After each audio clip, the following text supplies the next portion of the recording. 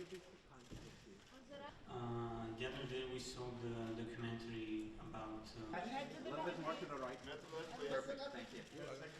We were all Africans, but I would love to make a lot of documentaries like this, but this one just kind of came to me, right? It wasn't. It was a real blessing. It's an incredible story, as Drew said. We couldn't believe it was true, and that these incredible people opened up and let us help tell it. Damon, just a follow-up quick there. So, how did you come in contact with? My involvement was really kind of throughout, talking to Nenad throughout.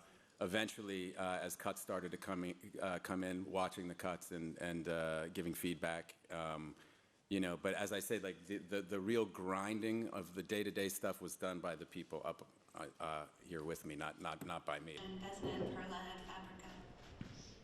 Vesna, we would love. I should say very personally that I was in love. So the early days of war and early days of a siege was the days of my biggest ever love to that man.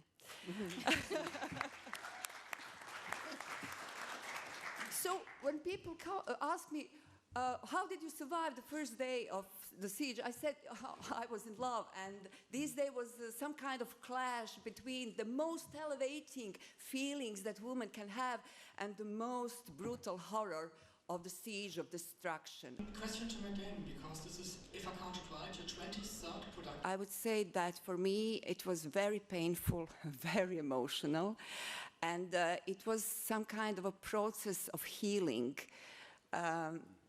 I would say that most of us who survived the siege of Sarajevo, we have some kind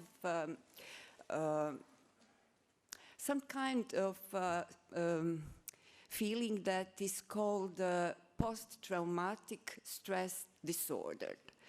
To be honest, in certain level, I also sometimes experience this kind of state of mind.